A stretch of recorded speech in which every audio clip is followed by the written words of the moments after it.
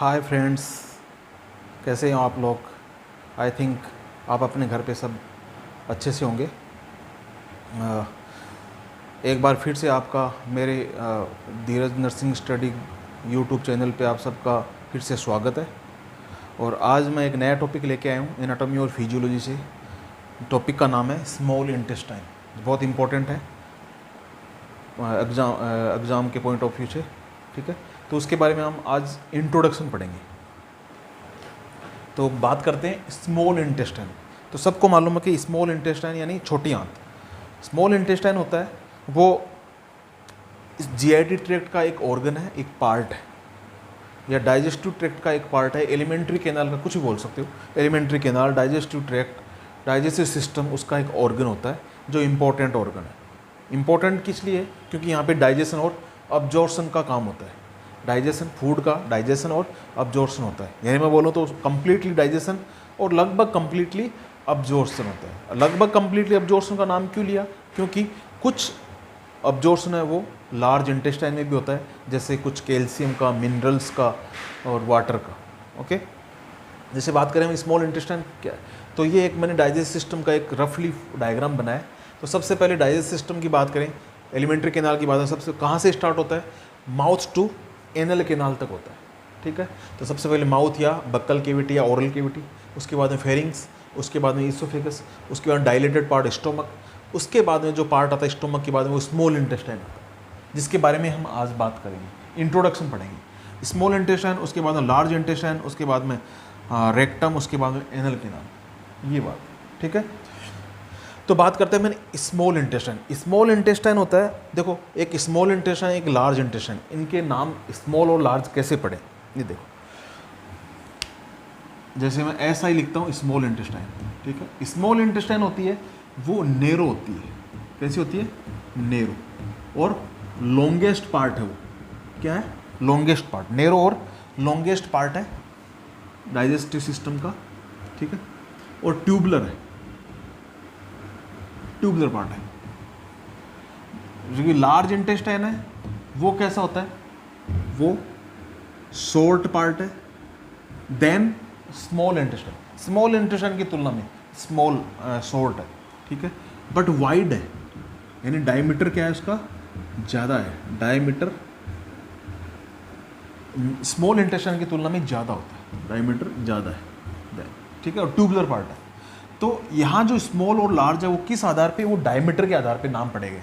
यहाँ इसका डायमीटर इसकी तुलना में नेरो यानी छोटा है, कम है, इसलिए इसको स्मॉल बोल रहे हैं। और यहाँ लार्ज इंटेस्टाइन में इसका डायमीटर ज़्यादा है। देख लो, यहाँ पे ये चौड़ा है, ये पतला है ना। तो ये इस वाइड है यानी डायमीटर ज़्यादा है, इसलिए इसको लार्ज बोला गया है, ना कि लेंथ के आधार। अगर लेंथ की बात करते तो स्मॉल इंटेस्टाइन वो लंबी है और ये लार्ज इंटेस्टाइन उसकी तुलना में छोटी है, ठीक है। स्मॉल इंटेस्टाइन की बात करें तो ये डाइजेशन और अब्जॉर्प्शन के लिए इम्पोर्टेंट है, ठीक है। ये site for digestion and absorption, उसके लिए इनमें अच्छे से अब्जॉर्प्शन हो, उसके लिए इनमें क्या होती है? कुछ स्पेशलाइजेशन होता है। क्या होता है स्पेशलाइजेशन में? इनमें उनकी वाल में क्या होते हैं? सर्कुलर फोल्ड्स पाए जाते हैं। सर्कुलर फोल्ड्स, जिनको हम बोलते हैं प्लेकी सर्कुलस, सर्कुलर, प्लेकी सर्कुलर ही बोलते हैं। दूसरा यहाँ पे होता है विलाई, ठीक है। तीसरे होते हैं माइक्रोविलाई। ये तीन चीज़ें यहाँ पे नहीं है स्मॉल इंटेस्टाइन में। ये तीन पार्ट, तीन स्ट्रक्चर अलग होती हैं, सर्कुलर फोल्ड्स, विलाई, माइक्रोविलाई। ये क्या करती हैं? ये increase surface area of small intestine. Small intestine का क्या करते हैं? ये सरफेस एरिया को बढ़ाते हैं। सरफेस एरिया का मतलब ज़्यादा क्षेत्रफल कर देते हैं, ठीक है पार्ट इतना सा, बट उनका क्षेत्रफल ज़्यादा है। ज़्यादा होने से मतलब क्या है कि अगर क्षेत्रफल ज़्यादा होता है या सरफेस एरिया ज़्यादा है तो डाइजेशन के लिए वो एट ए टाइम बहुत ज़्यादा पार्ट का डाइजेशन होगा, एट ए टाइम बहुत ज़्यादा पार्ट का अब्जॉर्प्शन होगा। मतलब एक बहुत ज़्यादा सरफेस एरिया होगा तो वहाँ पे बहुत ज़्यादा फूड आएगा, बहुत ज़्यादा अब्जॉर्प्शन हो सकता है एक समय के अंदर, है ना। तो इसलिए ये यहाँ पे इंपॉर्टेंट है। ये तीन स्ट्रक्चर, इनके बारे में हम बात करेंगे नेक्स्ट अलग वीडियो में, बात करेंगे इनके बारे में, ठीक है। अब स्मॉल इंटेस्टाइन कहाँ से कहाँ, देखो यहाँ से स्टार्ट हो स्टोमक के बाद यहाँ से स्टार्ट हो गई, यहाँ ख़त्म है, ठीक है। ये वाला पार्ट होता है पाइलोरस। तो कहाँ से एक्सटेंशन कहाँ से है, पाइलोरस ऑफ स्टोमक के पाइलोरस पार्ट से स्टार्ट होके और कहाँ तक, इलियोसिकल जंक्शन तक।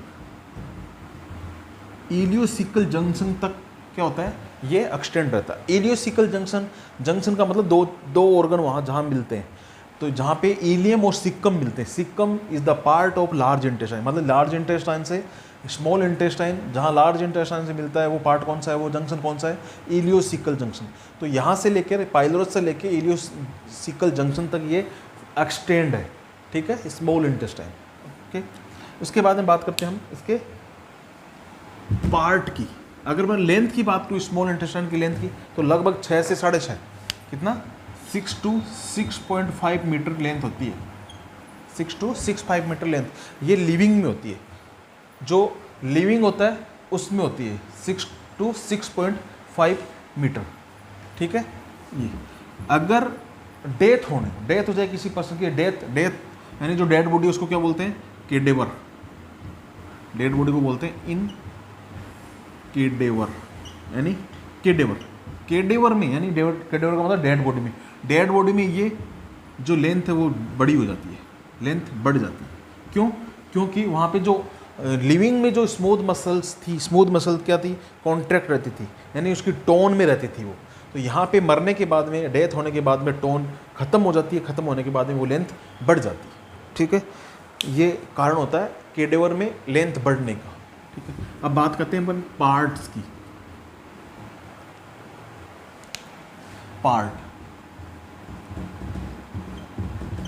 पार्ट्स की बात करें, स्मॉल इंटेस्टाइन के पार्ट की बात करें तो 3 पार्ट होते हैं, 3 पार्ट, ठीक है। Number 1 duodenum, number 2 jejunum, number 3 ileum. यहाँ ध्यान रखना इलियम में ILE है, 2 चीज़ें अपन एनाटॉमी में, इलियम 2 जगह पढ़ते हैं, एक ILEUM और एक ILIUM। जहाँ E है वो है स्मॉल इंटेस्टाइन वाला इलियम, जहाँ I है वो है हिप बोन वाली इलियम बोन है, ठीक है, ये ध्यान रखना। ओके, तो ये 3 पार्ट होते हैं स्मॉल इंटेस्टाइन के, ड्यूडिनम, जेजुनम और इलियम, ठीक है। अब बात करते हैं, जैसे अगर यहाँ बात करें तो कहाँ है, ये वाला पार्ट है, ये ड्यूडिनम है, ठीक है, और यहाँ से लेके ये वाला पार्ट है, ये जेजुनम, और जो लास्ट पार्ट है वो है इलियम, ठीक है। इस तरह ये 3 पार्ट होते हैं। अब इन एक पार्ट लेते हैं, इसको मिटा देता हूँ मैं। अब बात करते हैं अपन इन पार्ट्स के अलग अलग। सबसे पहला है ड्यूडिनम पार्ट, ठीक है। तो ड्यूडिनम के बारे में बात करें तो ये, अगर इसकी बात करें तो ये सबसे छोटा पार्ट है, शॉर्टेस्ट पार्ट, यानी स्मॉल इंटेस्टाइन का सबसे छोटा पार्ट है, ठीक है। वाइड पार्ट है, 2.5 सेंटीमीटर इसका डायमीटर है। कितना है diameter? 2.5 centimetre diameter, okay. Shortest है क्योंकि इसकी लेंथ कितनी है, 25 सेंटीमीटर, 25 सेंटीमीटर इसकी लेंथ होती है, ठीक है बात। उसके बाद में ये फिक्स्ड पार्ट है, क्या है, फिक्स्ड पार्ट होता है, ठीक है।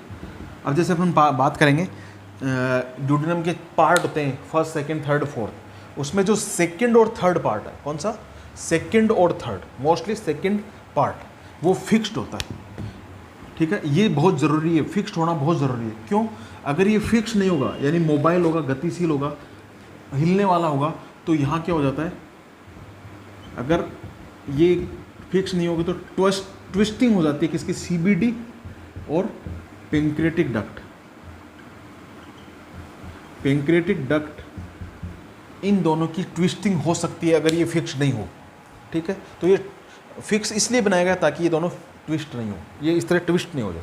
इन दोनों का नाम क्यों लिया है? क्योंकि सेकंड पार्ट में ड्यूडेनम का जो सेकंड पार्ट है वहाँ पे सीबीडी और पेंक्रेटिक डक्ट है वो इंटर करती हैं और दोनों मिलके क्या बनाती है? हिपेटो पेंक्रेटिक एम्पुला बनाती हैं। ये आपने पढ़ा होगा, है ना। ये तो ये ट्विस्टिंग को बचाने के लिए ये फिक्स्ड, ये पार्ट कैसा होता है? फिक्स्ड होता है, ठीक है। ये हाँ, उसके बाद में बात आती है ये रिट्रोपेरिटोनियल पार्ट है। कैसा है? रिट्रोपेरिटोनियल, रिट्रोपेरिटोनियल होता है, ठीक है। आपने पढ़े होंगे एनाटॉमी में रिट्रोपेरिटोनियल, जैसे किडनी होती है रिट्रोपेरिटोनियल, पेंक्रियाज भी होता है और ड्यूडिनम भी। ड्यूडिनम में वो रिट्रोपेरिटोनियल होता है। रिट्रोपेरिटोनियल का मतलब होता है बिहाइंड द पेरिटोनियम, मतलब ये पेरिटोनियम के पीछे पाई जाती है। यानी इसका मतलब सीधा सा है, जो ड्यूडिनम का पार्ट है, ड्यूडिनम है ये वाला पार्ट, तो इसके जो एंटीरियरली तो क्या होती है? पेरिटोनियम पाई जाती है।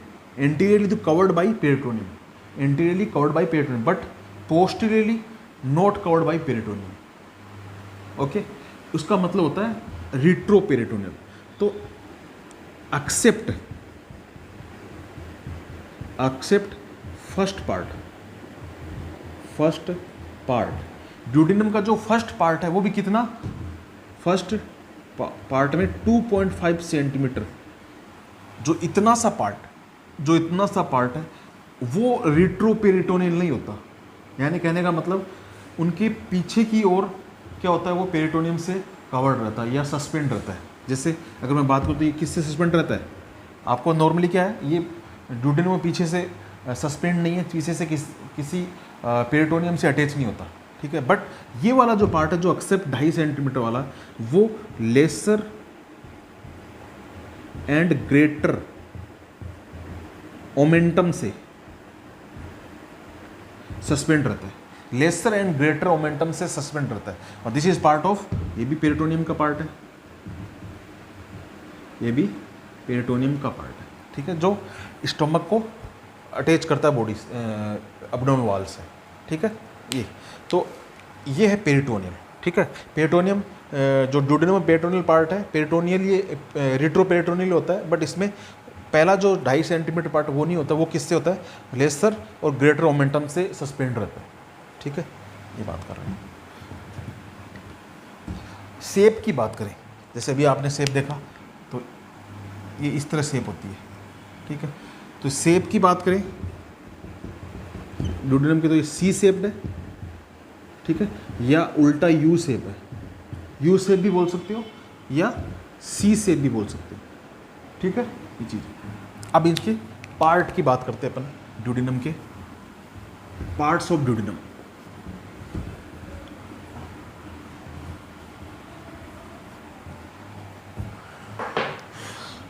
पार्ट्स, ठीक है। तो इसके 4 पार्ट है, कितने? 4। देखो आप, जैसे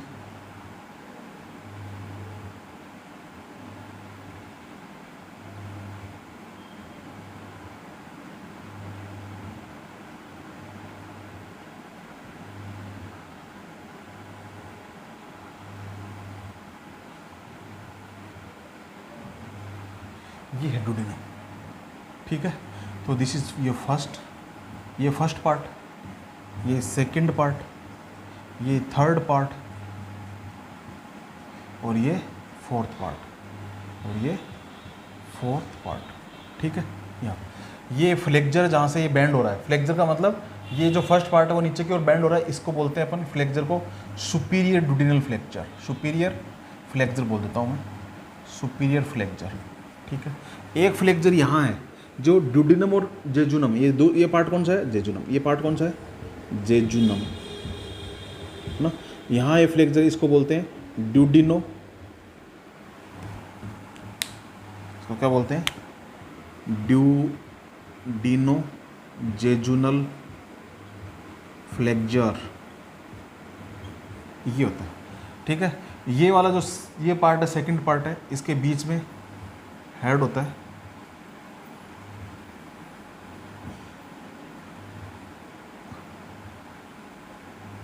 ये पेंक्रियाज का हेड होता है, ठीक है। अब बात कर रहे हैं अपन पार्ट्स की। 4 पार्ट है। पहला पार्ट नंबर 1 पार्ट जिसको अपन फर्स्ट पार्ट बोल रहे हैं, क्या बोल रहे हैं, फर्स्ट पार्ट, ठीक है।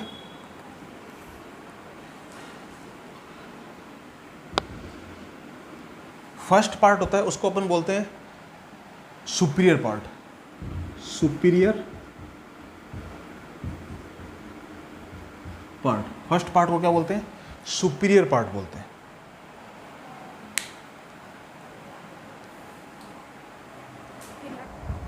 कोई बात नहीं, तो बात कर रहे हैं हम first part, superior. First part को क्या बोलते हैं, सुपीरियर पार्ट, ठीक है।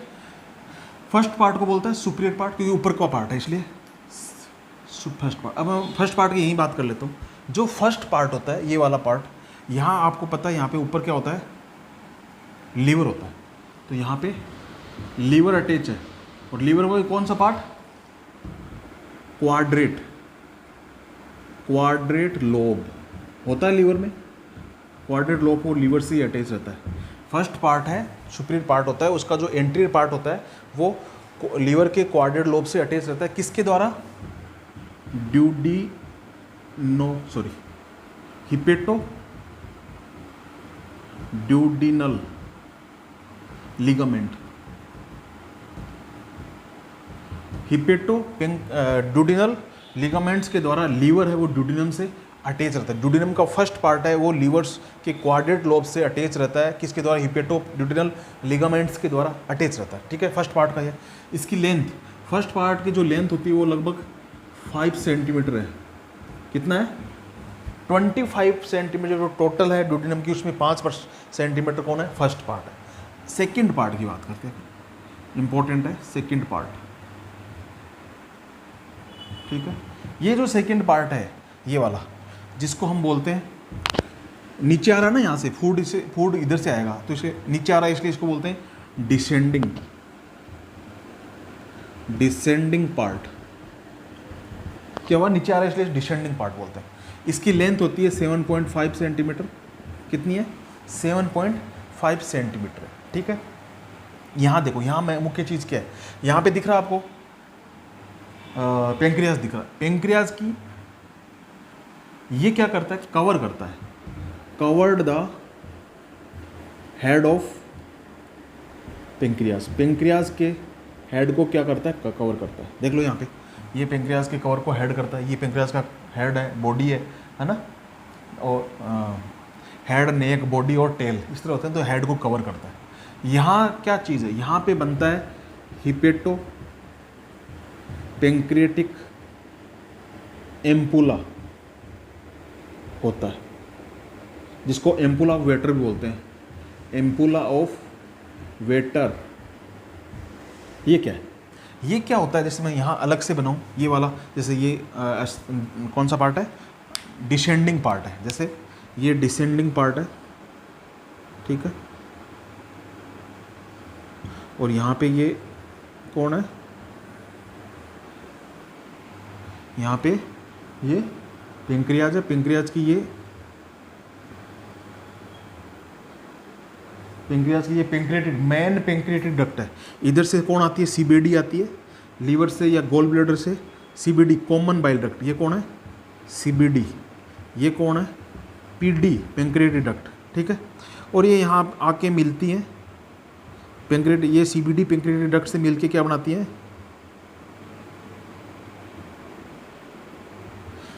Hepato pancreatic ampulla. क्या बनाते हैं, हिपेटो, इसको बोलते हैं अपन, जैसे मैं इसको शॉर्ट में बोलूँ HPA, हिपेटो पेंक्रियाटिक एम्पुला। तो ये क्या है, HPA है, ये वाला, ये जो पार्ट है वो क्या है, HPA, ठीक है।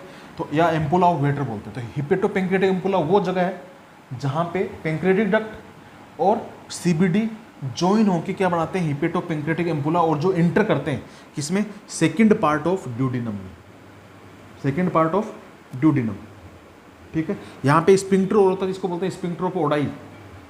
यहाँ पे स्पिंक्टर होता है जिसको क्या बोलते हैं, स्पिंक्टर ऑफ ओडाई बोला जाता है, ओके, स्पिंक्टर ऑफ ओडाई। अब देखो, जहाँ मेन पेंक्रियाटिक डक्ट इंटर करती है, यहाँ पे मेन पेंक्रियाटिक डक्ट की ओपनिंग होती है, या हिपेटो पेंक्रियाटिक एम्पुला जहाँ ओपन करता है, ओपनिंग होती है, वहाँ पे क्या होता है, म्यूकोसा के बने हुई पेपिलाएं होती हैं। म्यूकोसा, इस ड्यूडिनम की म्यूकोसा से बनी हुई पेपिला होती है, जिसको बोलते हैं मेजर ड्यूडिनल पेपिला। ये क्या है, ये म्यूकोसा है, म्यूकोसा के एलिवेशन है, म्यूकोसा के एलिवेशन है, ठीक है, म्यूकोसा के एलिवेशन है। यहाँ पे क्या होता है, ये वो पार्ट है जहाँ पे हिपेटो पेंक्रियाटिक एम्पुला ओपन होता है, ओपनिंग होती है, ठीक है। कुछ ये जो पेंक्रियाटिक डक्ट होती है, यहाँ से कुछ असेसरी डक्ट निकलती हैं, कुछ असेसरी डक्ट इस तरह, वो ओपन होती हैं सेकंड पार्ट में, जहाँ पे छोटी छोटी पेपिलाएं होती हैं। इनको बोलते हैं माइनर ड्यूडिनल पेपिला।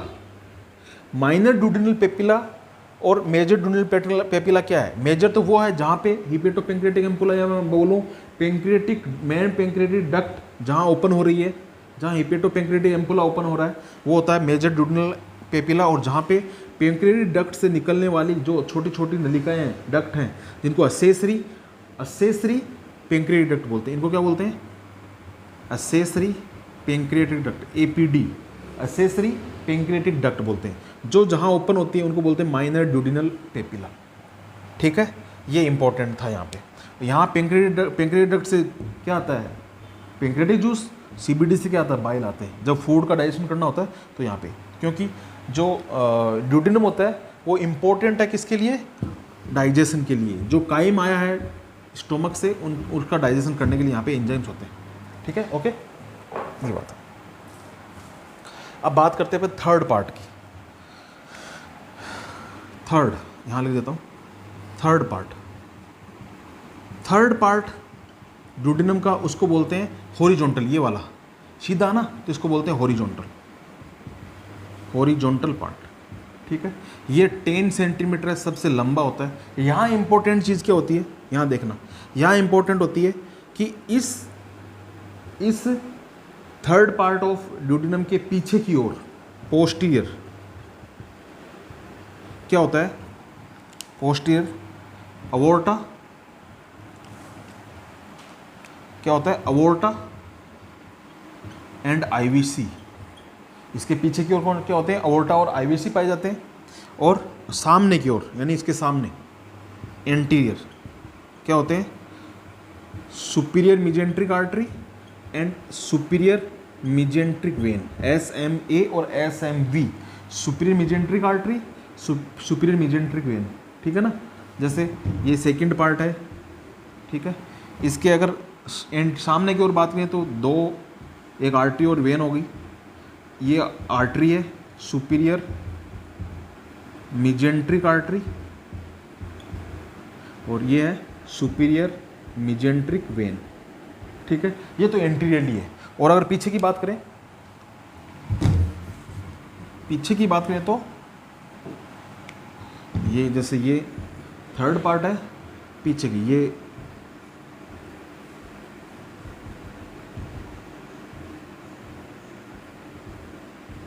ये डॉट का मतलब पीछे की ओर है।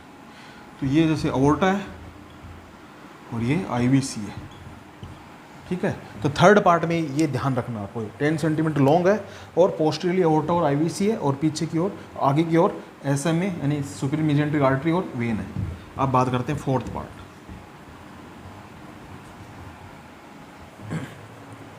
फोर्थ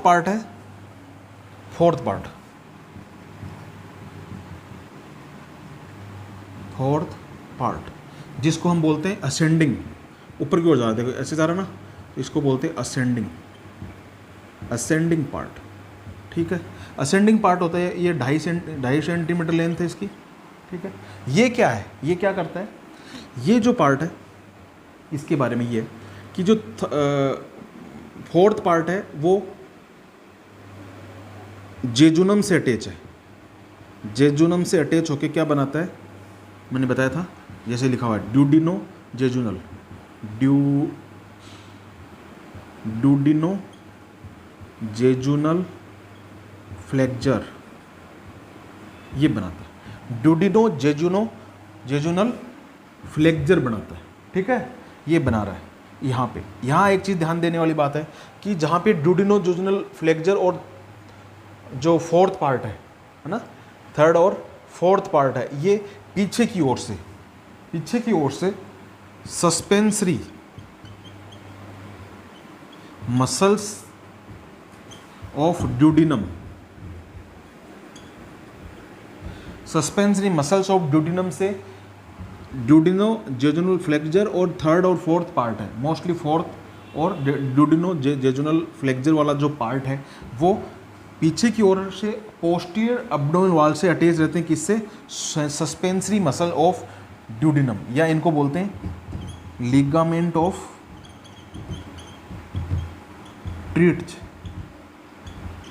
लिगामेंट ऑफ ट्रीट्ज बोलते हैं, ठीक है। ये मसल्स है जो सस्पेंसरी का मतलब होता है किसी को जोड़ना, लटकाए रखना, ठीक है।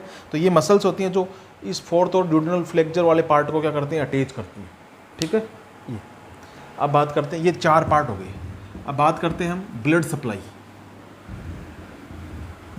Supply of duodenum.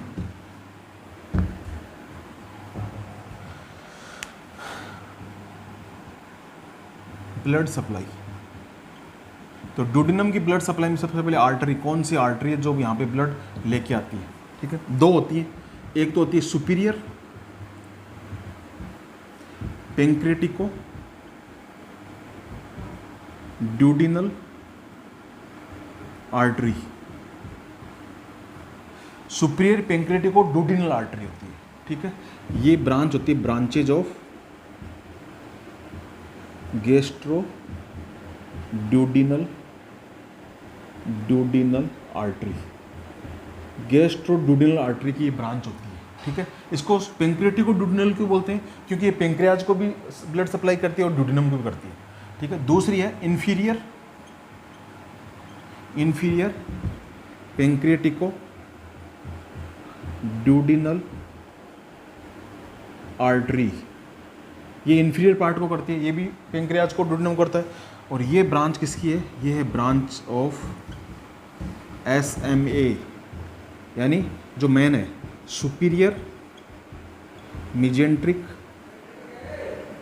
Artery, superior mesenteric artery की ब्रांच होती है।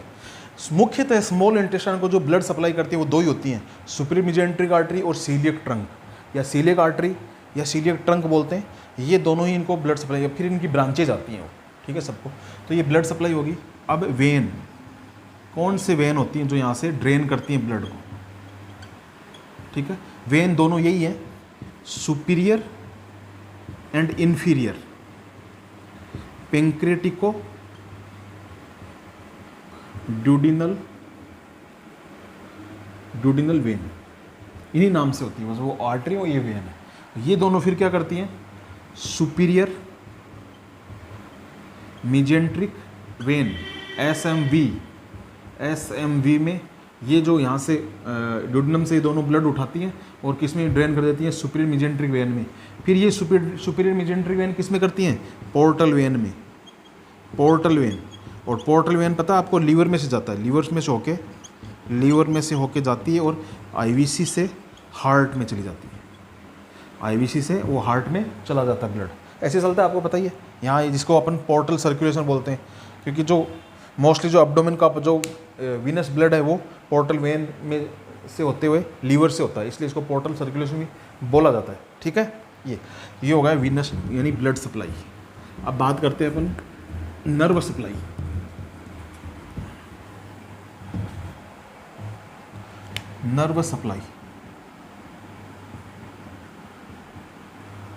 नर्व सप्लाई की बात करें तो यहाँ 2 सप्लाई होती है, एक सिंपैथेटिक सप्लाई और दूसरी होती है पैरासिम्पैथेटिक। आपको पता है सिंपैथेटिक और पैरासिम्पैथेटिक क्या काम करते हैं, दोनों अपोजिट वर्क करते हैं, एक किसी एक्टिविटी को बढ़ाता है तो दूसरा एक्टिविटी को कम करता है, दोनों बैलेंस बनाए रखते हैं, ठीक है। तो यहाँ कौन कौन करता है ये देख लेते हैं। यहाँ जो सिंपैथेटिक सप्लाई है वो तो होता है बाई सीलियक ट्रंक या प्लेक्सस, ट्रंक नहीं प्लेक्सस होता है, वो क्या होता है, नेटवर्क ऑफ नर्व है, नर्व का नेटवर्क होता है। सीलियक प्लेक्सस के द्वारा सिंपैथेटिक सप्लाई होती है। ये सिंपैथेटिक सप्लाई है वो क्या करता है, सीक्रेशंस को कम करता है यहाँ पे।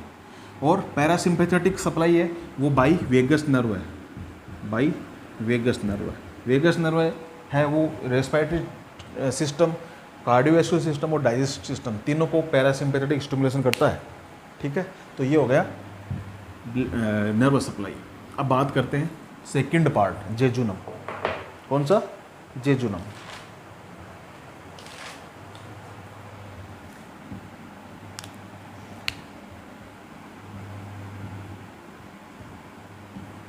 ठीक है, तो जेजुनम की बात करें, ये स्पेशल है। ये यहाँ पे मेनली क्या होता है, अब्जॉर्प्शन होता है, मेनली अब्जॉर्प्शन। और अब्जॉर्प्शन के लिए यहाँ पे मुख्य रूप से मतलब मॉडिफाइड सर्कुलर फोल्ड्स होते हैं, विलाई होते हैं और माइक्रो विलाई होती है। ठीक है, सर्कुलर फोल्ड्स मॉडिफाइड होते हैं और विलाई एंड माइक्रो विलाई। ठीक है, और इनके साथ साथ यहाँ सेल होती है एंटेरोसाइट सेल, ये सेल भी होती है। ये सब, इन सब के कारण क्या होता है, यहाँ पे मुख्य रूप से अब्जॉर्प्शन का वर्क होता है। लगभग ये 2 मीटर इसकी लेंथ होती है। कितनी? 2 मीटर इसकी लेंथ होती है। ठीक है, ये डुडिनम बिटवीन कहाँ स्थित होता है? बिटवीन डुडिनम एंड इलियम, इनके बीच में होता है। ठीक है, जैसे भी बताया आपने, ये डुडिनम और ये, तो यहाँ से स्टार्ट होता है। कहाँ से? डुडिनो जेजुनल फ्लेक्चर। ये क्या होता है? डुडिनो जेजुनल फ्लेक्चर से स्टार्ट होता है। ठीक है, और फिर ये इलियम में होता है। इलियम और जेजुनम है, ये दोनों डिस्टिंक्ट नहीं है, मतलब पता नहीं लगा सकते कि ये इलियम है और ये जेजुनम है। ठीक है, इनकी जब हम वाल देखते हैं, वाल का सेक्शन देखते हैं, तो उसी से थोड़ा पता लग सकता है। ठीक है, अब एक वर्ड है मिजेंट्री। मिजेंट्री क्या होता है? ये भी फोल्ड्स हैं, फोल्ड्स ऑफ पेरिटोनियम, पेरिटोनियम के फोल्ड है। और ये क्या करते हैं? जेजुनम और इलियम को, किसको? जेजुनम और इलियम को अटैच करते हैं, attached with posterior abdominal wall, with posterior abdominal wall से अटैच करते हैं किसको? जेजुनम एंड इलियम, इन दोनों को ये पीछे की ओर मिजेंट्री के द्वारा ये क्या होते हैं? अटैच रहते हैं, पेरिटोनियम के फोल्ड्स होते हैं। ठीक है, और जेजुनम का फंक्शन मैंने बता ही दिया, क्या ये अब्जॉर्प्शन के लिए होते हैं। अब बात करते हैं हम इलियम की।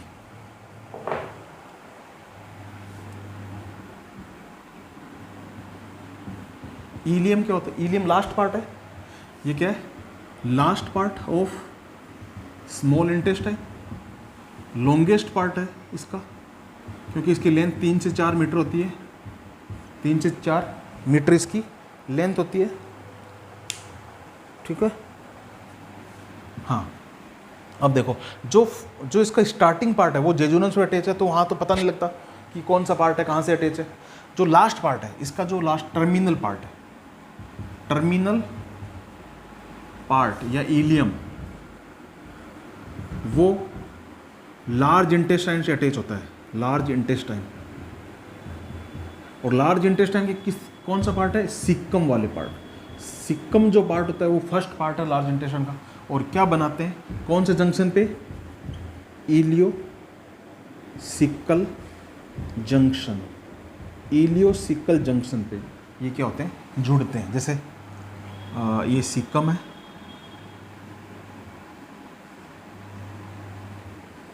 ये अपेंडिक्स है, यहाँ ये इलियम है, ये सिक्कम है, ये अपेंडिक्स है। यहाँ देखना, तो जहाँ ये सिक्कम और इलियम जहाँ जुड़ रहे हैं इसको तो हम बोलते हैं, इस पार्ट को तो बोलते हैं इलियोसिकल जंक्शन। इलियोसिकल जंक्शन, जहाँ पे ये इलियोसिकल जंक्शन, या मैं बोलूँ इलियम जहाँ पे ओपन होता है, जिस पार्ट पे जहाँ पे ओपन होता है अंदर, इस ओपनिंग को बोलते हैं इलियोसिकल वाल्व है। इलियोसिकल वाल्व बोलते हैं, जो ओपनिंग है उसको इलियो, जहाँ पे ये इलियम सिक्कम में खुलता है, ओपन होता है, उसको बोलते हैं इलियोसिकल वाल्व है। और ये जंक्शन होता है यहाँ पे, जो इलियोसिकल जंक्शन, यहाँ पे क्या होते हैं, स्पिंक्टर्स पाए जाते हैं, स्पिंक्टर। ठीक है, स्पिंक्टर को क्या बोलते हैं, इलियोसिकल स्पिंक्टर बोलते हैं। स्पिंक्टर क्या होते हैं, स्मूथ मसल्स होती हैं। और क्या करते हैं स्पिंक्टर्स का मतलब काम क्या है, यहाँ पे फंक्शन क्या है, ये जो यहाँ सिक्कम में जो फूड आए उसको बैक फ्लो से रोकते हैं, वापस नहीं जाने देते, यूनि डायरेक्शन मूवमेंट कराते हैं फूड की। ठीक है, ये बात हो गई। अब बात करते हैं अपन blood supply of jejunum and ileum. तो इनके नाम से ही है जो ब्लड सप्लाई हो रही है वो मुख्य रूप से मैंने बताया था कि यहाँ पे जो ब्लड सप्लाई होती है वो SMA के द्वारा होती है ब्लड सप्लाई। अगर आर्टरी की बात करें तो jejunal and ileal branches of SMA, यानी सुपीरियर मीजेंट्रिक आर्टरी की जेजुनल और इलियल ब्रांचेज होती हैं जो इनको ब्लड सप्लाई करती है। ठीक है, और अगर हम वीनस ब्लड की बात करें, वीनस ड्रेनेज की बात करें, वीनस ड्रेनेज कहाँ होता है, किसके द्वारा होगा, इन्हीं वेन्स के द्वारा, jejunal and ileal when, jejunal और इलियल वेन। और ये दोनों वेन किस में खुलती हैं, पोर्टल वेन में खुलती है। फिर पोर्टल वेन लीवर में, लीवर फिर IVC में, IVC फिर हार्ट में। ठीक, ये होगा, ये इनकी वीनस ड्रेनेज। अब फंक्शन की बात करें अपन, इलियम के फंक्शन, इलियम का फंक्शन क्या होता है, अब्जॉर्प्शन का होता है, और मुख्य रूप से ये विटामिन B12 है, बाइल्स का और वाटर का ये अब्जॉर्प्शन करता है। ठीक है, मुख्य रूप से जो अब्जॉर्प्शन होता है वो जेजुनम में होता है। ठीक है, ये सारी चीज़ें। तो आज का इतना ही टॉपिक है, स्मॉल इंटेस्टाइन का इंट्रोडक्शन हमने पढ़ा है। नेक्स्ट टॉपिक हम पढ़ेंगे हिस्टोलॉजी ऑफ स्मॉल इंटेस्टाइन। ठीक है, वो नेक्स्ट वीडियो होगा। और अगर आपका कोई सजेशन हो मेरे लिए, एडवाइस हो, तो आप ज़रूर कमेंट बॉक्स में लिखें और ज़रूर कमेंट करें आपको कैसा समझ में आ रहा है, नहीं आ रहा है। तो अगर आप अच्छे कमेंट करेंगे तो मुझे भी प्रोत्साहन मिलेगा और मैं भी अच्छे से मोटिवेट होकर अच्छे से काम करूँगा। Thank you.